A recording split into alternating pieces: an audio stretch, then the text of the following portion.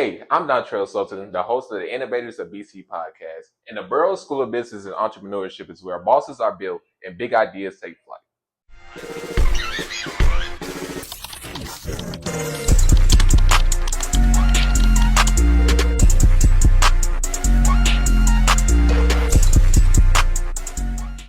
Welcome back to the Innovators of BC podcast, powered by the Best Innovation Lab. This is season 2. We got the new backdrop going. We got our special guest here. You may know him, Dr. Ross. Been around Kevin. You see him a lot. And what? Yeah, you know what I'm saying? Yeah. Okay. Yes, sir. And my name is Dontrell Sultan, the host of the Innovators of BC podcast. And we basically came here to introduce his business, Ross Investments LLC. But, he's a professor here at finance, but we want to bring him in for entrepreneurship and how his journey started. So how you feeling today, Dr. Ross? I'm feeling good. Good to be here. Thanks for having me. Okay. You ate? No, I haven't. Yeah. Nah, wait, no. Oh, okay. Yeah. So you basically want to, like I said, your journey. So talk to me the early stages, whether that's your school, then leading up to your career, and then starting entrepreneurship. Started out, honestly, the whole mindset of being anything entrepreneurship-wise. I watched my mom as a kid. She was, it's funny, I went to Voorhees, and I'm from California. When we got here, her first job was a criminal justice professor at Voorhees, college back then. That was the university, but back then it was college. And she was a criminal justice professor, and she did that for like a few years. And then when I maybe 4 or 5 years into it, I turned in 10 or 11 years old. And I got there like 6, 7 years old. She quit, and I watched her build a business from scratch. She built her own third shift childcare daycare center where she kept kids third shift. Because most parents, most at the time, it was a lot of single parents who worked third shift. And they were, daycares normally close 6 o'clock. Yeah. So they have nothing for that third shift. She created a business from scratch. I watched her go through the toil, like the troubles, the stress, the licensing, the fixing up the house, getting it to code, learning what overhead was, capital investment, taking the money, turning this on, turning that on, following, DSS protocol, and I watched her go through all of that, and she built it from scratch and ended up earning double, triple more than what she was earning as a professor. So as a kid, that did something to me. It showed me, I was exposed to entrepreneurship early. And education at the same time. And I was a kid. So I'm no stranger to it. Fast forward, I found myself doing the same thing. So once I got to college, went to Voorhees, to college. And at that time, I started to think of things. Who am I? What can I do? And I'll tell the story again. I was a sophomore at Voorhees, and I was an accounting major, but accounting majors have to take finance courses. And I failed a test, and I went to my professor's office to see if I could get the same thing y'all do now, see if I can do a retake. Can I get a retake? And I walked into his office. He was the professor of finance. And I walk into his office, and I see these screens piled up on each other. Now, going back real quick, in 2004, dual screens on the desktop was not a thing. You didn't see that a lot at all. You saw your monitor, you saw your CPU. That's it. So to see four screens side by side and 2 piled up on top of each other, and all I see, are like, at the time didn't know what they were, but charts and candlesticks and movement, and his number at the bottom, I never get P&Ls of like $4,000 profit in one day. And I was looking, and I'm 19, and I'm looking at his screens. He's on the phone, And when he gets off the phone, he goes, "What, Ross?" But he was like like Korean guy. So he had his way of saying my name. Like, Ross, what do you want, Ross? What do you want, Ross?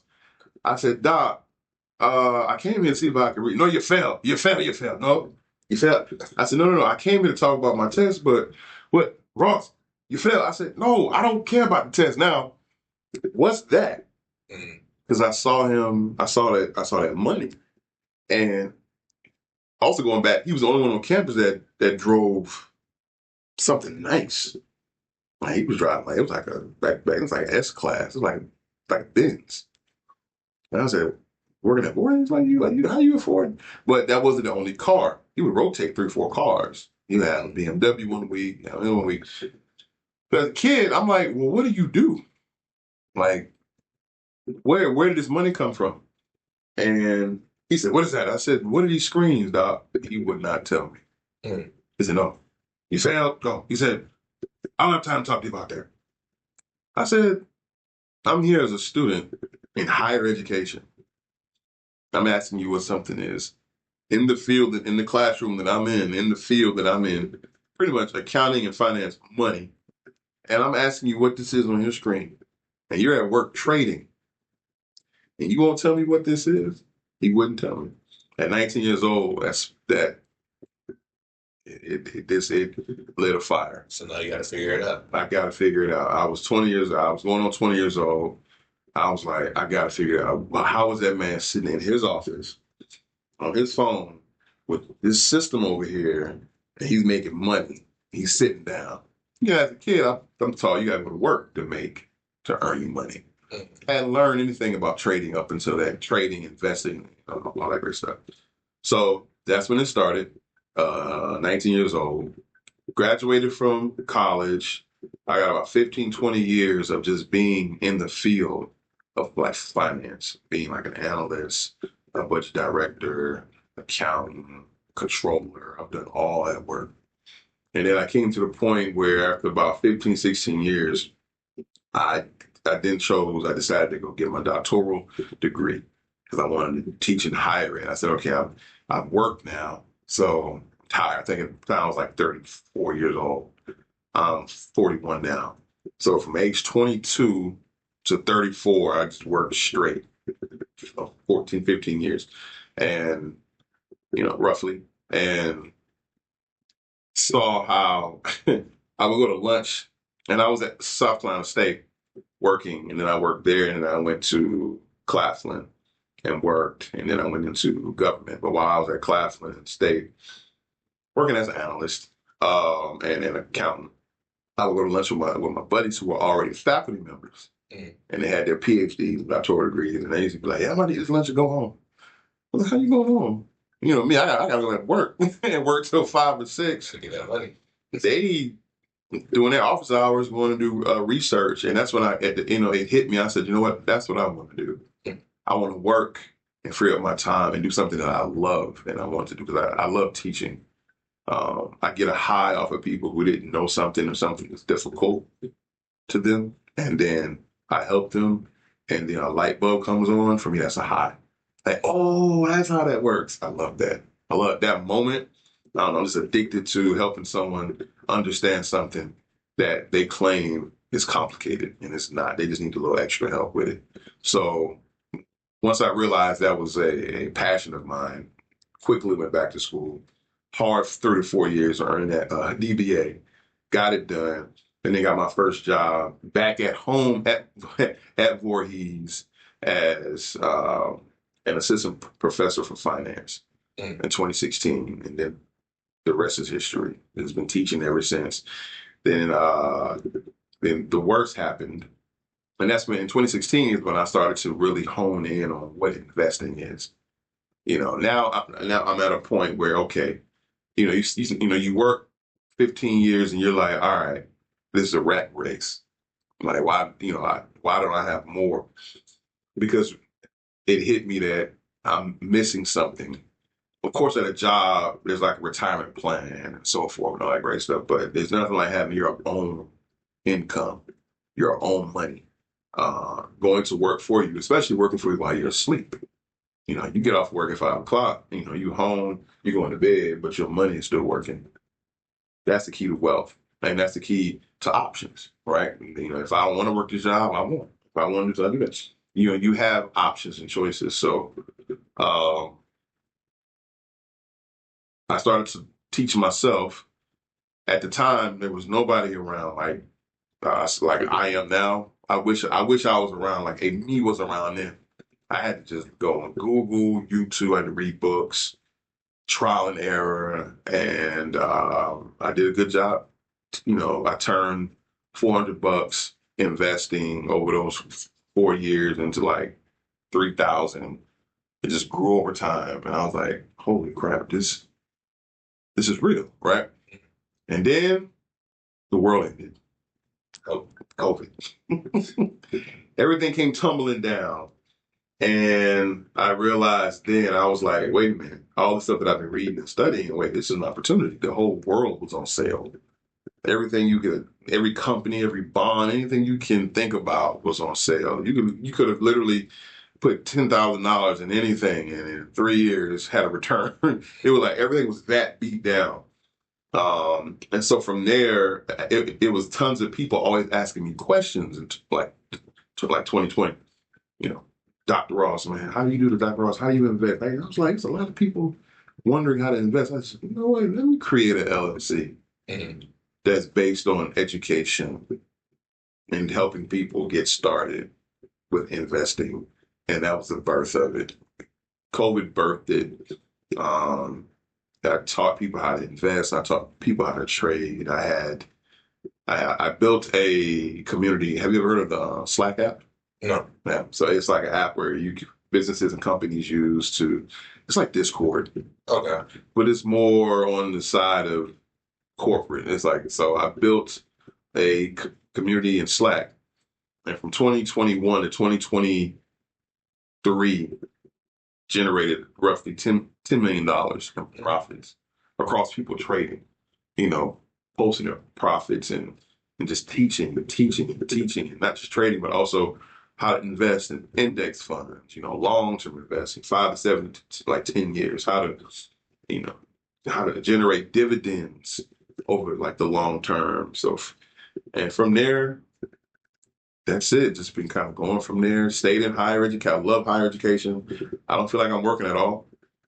I feel like I'm already retired because I love this work. You know, you couldn't keep me away from higher ed, especially our HBCUs.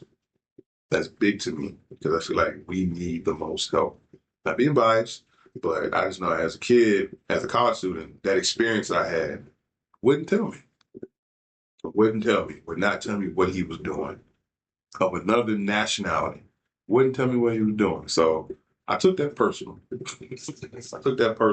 And it guided me for the next 20 years after that. And so here I am. So, when starting your company, did you run into any challenges regarding just customer base or funding? Because I know most entrepreneurs are struggling with what they're starting, especially with capital. That's the big thing.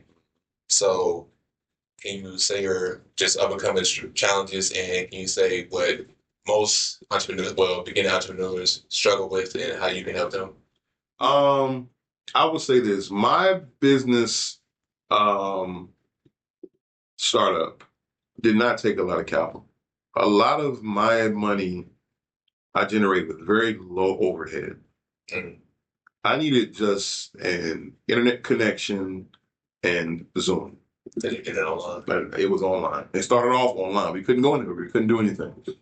I would have a Zoom call with 60, 70 people on there and just talking and training and looking at charts of companies and stock charts and opportunities, teaching them, you know, the supply and the demand, the support and the resistance, you know, everything that comes with trading, investing. So it didn't cost me a lot to start it.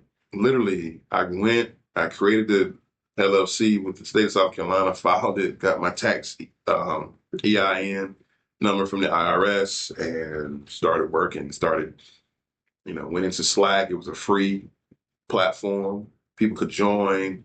I use this platform called Launchpass where people could click a link pay a fee. At the time, I started off, it was like $29 a month to join. And you could come, we did live classes every Sunday and Wednesday, trading ideas every week or day when they showed themselves. So people were learning and earning.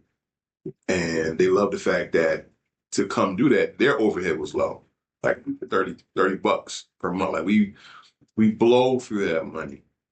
So I didn't have a lot of overhead when I got started.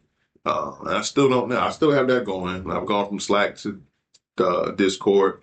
Created another LLC, Ross Intelligence Agency that focuses on the system side of investing and trading, right?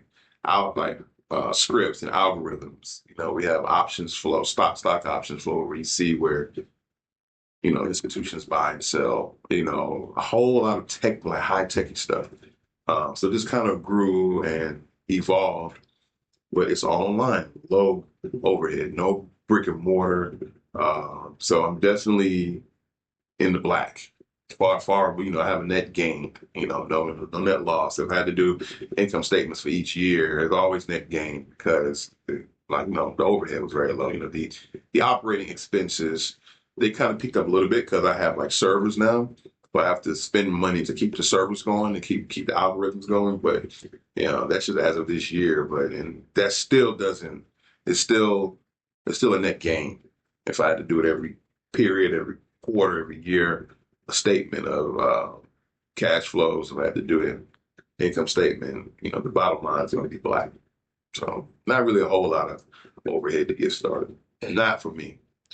So with the introduction of AI, have you incorporated AI in what you're telling me? Because I know, like, say if I just look up, okay, what are the trends for the market where I can invest in?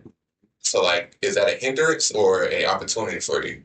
That's an opportunity. AI is used in a lot of stuff that I do. The algorithms that I've built to generate the data and like the information that flows through like the Discord.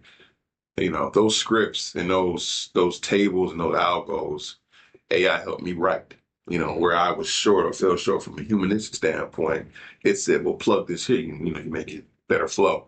So that's one way I use AI. The second way, you can throw a chart up, check GPT, and say, "Where do you see a great buying point?" AI will plot, highs and lows, where there's possibly like a supply price, meaning it's a high price, or a price where it's a lot of demand, where you may want to enter in that play because it's a low.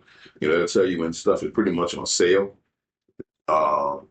And so AI gives a broad scope of opportunities when it comes to showing or giving us so much an edge. Like it'll give us an edge on where to put our money. And also, if we're teaching people how to do it, it gives us an edge to help us build things, platforms that can give them access to faster data as well. So AI, it made me better. I am an avid AI user, and it's constantly making me better. So, I would say if anybody starting a business, you need some ideas how to do processes. You need to just do a SWOT analysis for yourself. Use AI; it'll help you. It'll give you insights of things that you probably will miss as a human, especially when you're talking about competitive advantages in your areas with whatever it is you're selling or doing. Yeah, for me, AI is huge. It's definitely not a hindrance for me. Definitely an asset. Mm. Yes. And I want to tackle like something that most students struggle with, which is learning how to save and learning how to invest. Because I know a lot of students around this campus don't even know how to invest. But we approach professionals and higher ups and saying, "Hey, how do we start?" And they always say like the most specific, like a retirement plan, like, "Oh, get your 401k to get this long term investment." So we want to know, like we want to know the real life term. Like we have limited amount of income, and like what can we do to start? Becoming living the dream. First step, like you just said, save your money. Stop blowing your money on bull, like crap. You know what I mean? Like We spend money on stuff that we don't get any value back. I had talked to you about it before. You ever seen Baby Boy? Mm. You seen Baby Boy? All right. So what's my favorite part of Baby Boy? Think about it. I judge what selling newspapers. No, Jody was selling newspapers. Jody was selling clothes. You ain't seen Baby Boy. You ain't seen Baby Boy. He said newspaper. He was selling something. Found lady. He said newspaper. Oh, Jody didn't have a job. Jody was selling clothes. He realized instead of me being a buyer out here, let me participate, be a seller. But that's one lesson. That's cool too, and that's all going back to entrepreneurship. Like that's what you want to be. Instead of being a part of the rat race, have something to sell to the rat race that the rat race needs. But my favorite part in the film was where Melvin was talking to Jody and Pete about guns and butter. Mm. He's talking about things that appreciate in value and things that depreciate in value. And a lot of our issues, I know in our community, is we're too busy focusing our money on things that depreciate in value. Too busy buying stuff that don't bring us back value later. You know, we'll blow our money on shoes, clothes, jewelry, going out to eat, drinking, doing all kinds of foolishness, right? And I've had students at the end of the week say, Dr. Ross, I would love to invest. I just don't have the money. How much money have you spent this week on food? Eating out. I spent about 60 already. Today? Nah. Oh, say. Now, it doesn't cost a lot to start investing. It's $25, $30 a week. $30 a week, $20 a week. You can get 2 tens a week. I know you can, right? Mm. After a month, that's like $100. Let's say $25 a week. After 4 weeks, that's $100. $100 a month after 12 months. It's $1,200. $1,200 times the average growth rate of the S&P 500. That's $1,200 would be roughly $2,200, $2,400, and you do that every year, and you keep increasing what you can contribute. College students can get started right now with small amounts of money, but the first key to investing is this keyword I always use, even in class. You have to reallocate your resources. You have to reallocate your resources. What does that mean? It means you have to look at something that you do blow your money on every week and reallocate your money towards an index fund. Mm. 2 things you're going to need, that a college student will need to start investing now. One, you got to get a brokerage account. You can sign up for one with Schwab, Fidelity, E-Trade, even Robinhood is out there. You can use Robinhood, whatever, to get started. Get a brokerage account platform. 2, after you get that, then you come up with your amount of funds that you can do every week. If $20 left you every week and it did not matter, that's what you need to send. If $50 left you every week and it did not break your life, you didn't know it was gone, that's what you need to send. You can go into the brokerage account, go to settings. Once you go through it and apply, get approved, you got the app downloaded on your phone, you choose your index funds that you want your funds to go to, you can go to settings, hit automated draft. It'll automatically pull money from your bank account that you choose, and it'll buy partially into any fund that you choose, and it'll do that every week. M1 Finance is one too. I use M1 Finance. That's a good one too. It'll hook to your bank account, pull from your bank account, and invest in the index funds that you choose.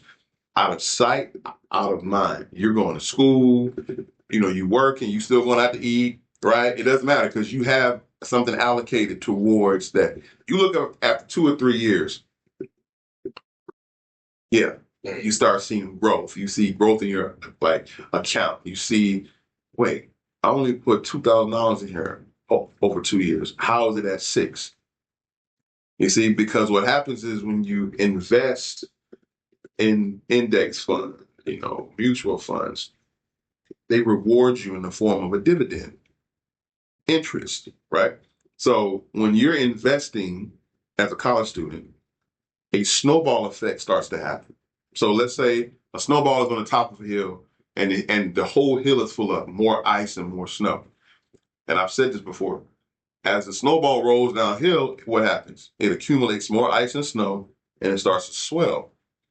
Every time you put your $20 into the index fund, it does an automated draft, and you invest, you start to accumulate or grow what's called a dividend yield. The dividend yield, after maybe, it could be, it all depends on the kind of fund you do. It could be, or stock, or whatever that pays you back. It could be after a month. It could be quarterly, after 3 months. It could be twice a year, after every 6 months. But you get paid a dividend. So what you can do is, the dividend, if it's quarterly or every period, each and every month, you can tell the app, you can tell your brokerage app to reinvest all dividends. So what happens is you get to your goals faster, because not only are you still doing your whatever $25 a week, now if you get paid a dividend, it automatically reinvests. So now you're doubling up your contributions. That's what it's known as. That's your contribution. But the dividend, or the reinvestment of the dividend, doubles your contribution for that period. That happens consistently over and over and over again. It grows and it swells over time. And a college student can do that right now. That large sum of money over the years, how can you tell me not to touch it and just let it stay reinvested? Like, I never seen this money a day in my life. You telling me, or maybe I need it. That's honestly, that's at the discretion of the person. But if you want to free yourself, you're not going to touch it, because you're at college to do what? To get a job, right? To start a career, right? So you start that in college. It's like, systemically, what do you think the first thing you should do after you graduate from college and you go get a job? You're already doing $25 a week, right? Now you have more income. The problem is we don't look at money as the most important thing. Money should be looked at as capital, because you need capital to do anything. To start a company, to start a business. The money that you earn from work, that's capital for you. That you incorporated. That's for you. So you take that money, right? Mm-hmm. You take that money, and whatever it is you were doing as a college student, now you're making more money on a job. So instead of $25 a week, it could be $100 a week. You can't tell me you got a full salary now. You can't find an extra $75 to make it $100 a week. Now you're doing $400 a month. $100, if $100, some of y'all now, if $100 left you, it wouldn't matter. Because some of y'all got money. So let me tell you something. Some of y'all got money. Yeah, some of y'all do. I ain't saying all of you do, but some of y'all got money. I see it. And the money is spent on crazy stuff, right? So if you graduate, go get a job, you have more that contribution can widen. That contribution's wide. Guess what else does? The dividend yield gets bigger. So now you're contributing more, the yield that you get paid back more, but you're still telling the yield to reinvest. It's just swelling and swelling and swelling and swelling. So in 10 years, you're up. You got 200K, 250K literally just rolling, just because that it grew. Because you kept, and that's assuming the more money you made on your job, you increased what? Your contribution, right? You're not being cheap. Let's say after the first 3 years of working, you get a raise, you get a promotion. You go from making $70K a year, now you're making $90K a year. So what are you going to do with that? You're going to go from $100 a week, maybe $175 a week. And that's what you have to look at your money and plan your money and say, okay, this is what I can do now. Okay, it's a bet on yourself. You're paying your future self, and you're in your 20 what? 22. So let's say 25, all this happens, right? By the time you're 35, you're looking around like. So we're approaching the last piece of the show, and we basically wanted to give, well, you already gave plenty of gems for us regarding investing in index funds. But just we wanted to basically leave off a last piece of advice for students, entrepreneurs, basically whether that's a specific index fund or say, hey, look out for, or just typical advice for an entrepreneur. Do you have anything else to give? Just start. I know some people say, I'm not ready yet, I gotta go do it. No, just start. I don't care if you look weird to people. I don't care if don't worry about what people think or how they, view you or look at you. If you have a product, if you have a skill set, if you have a service that people need right now, start or go ahead and offer it. Come up with, name your price, what you need for it, and start it. And then you take your money, and you start to build. You get your website, you get your thing that you need, but you have to start. I don't care if you're working out your car, start. Mm. I turned on Zoom and went to Facebook. And also, there's a cheat code that we have today that we didn't have. I didn't have when I was in college. If you want to market something, go on social media. Free advertising. You post something out there, this is what I want. You're going to get feedback. Start now. You got too many tools to start. But back when I was in college, you couldn't just do it. I had to go door to door, word of mouth, right? Yeah. So there was no Facebook, TikTok, Instagram. In fact, Mark Zuckerberg and I are the same age. When I was in college, he was creating Facebook. He was at Harvard creating it. This is my same. We started college at the same time, and he was creating Facebook. And when he created it, from '02 to '03, he started. When it got done in '05, it took off, right? But it was still in its infancy, and you had to be a college student to even join back then. Like you had to have a .edu. Mm. Like you couldn't even join Facebook if you didn't have a college email. So all this stuff that's out today, none of that was out then. Today you got free resources, you got free marketing. So find your product, find your service, offer it, and use social media to market it. Start now. Don't wait. I got to get the website up. I got to get that and third. All that'll come. You'll make your money to pay somebody to get that done over time. Just start now. Start the hustle now. That's what I would say.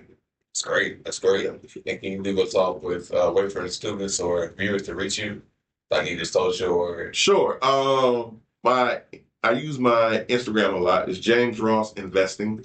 You can find me out there. Or I'm always in Duckett 210. Duckett 210. On the second floor, you can't. I'm easy to find. So either way. okay. Yep. Thank you. Thanks for Oh, yeah. coming on this podcast. Absolutely. I'm a great guest. I think that's been a hit. Yeah. So, what's up? It's your host, Dontrell Sullivan, for the Innovators of BT podcast. Level up your hustle at Best Innovation Lab, where the Benedict's boldest ideas come alive. Good